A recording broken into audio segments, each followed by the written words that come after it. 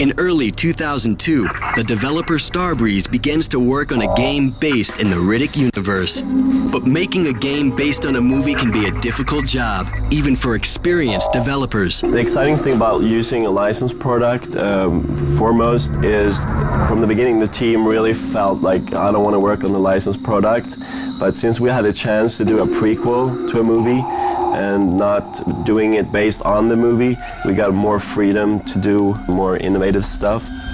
Some game developers find that restrictive, but other developers think this is great. We can concentrate on making the game. We don't have to worry about creating this whole, epic universe with all these characters and planets and locations. We can concentrate on making a great game. Before work on the game can begin, the dark. There are a few things to settle, like what the game will be about. Being a producer on the Chronicles of Riddick allows me to lace the video game with story that complements the movie. There's information in the video game that helps you understand the movie if you want to really, really, really get deep into the kind of mythology of it all. The beginning of a game is always the most difficult part because you have no idea, it hasn't taken shape yet.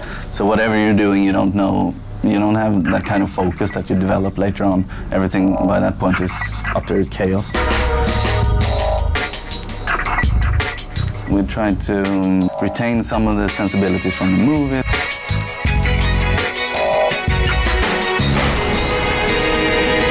So we're telling the story about Riddick when he escapes Butcher Bay. Prisoner walking! Which is a triple max prison facility on this planet of desert.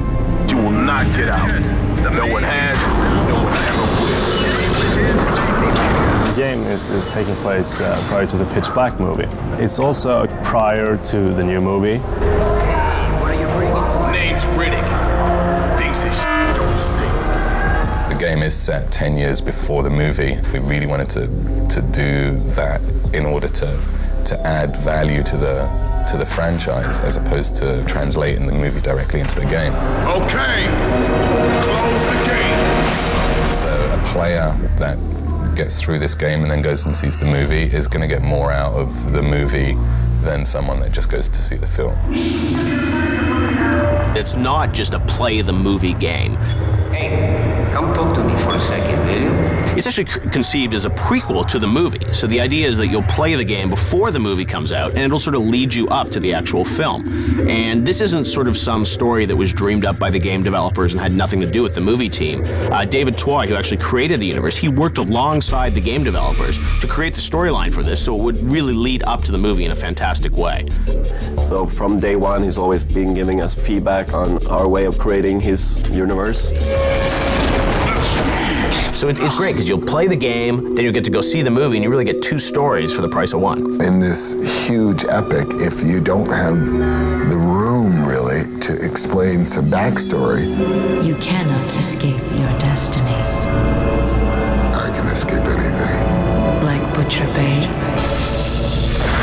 You can then take ideas that you don't have time for in the movie and now incorporate them into the video game in a cool way.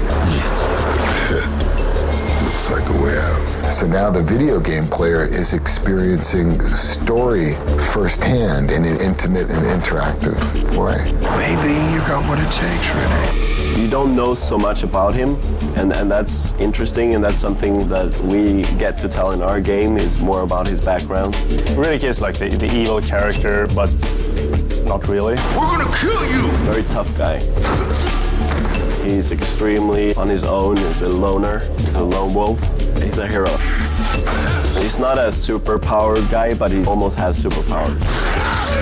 You get this feeling from the character that he can do anything. It's like in the movie where he just dislocated both arms to get free.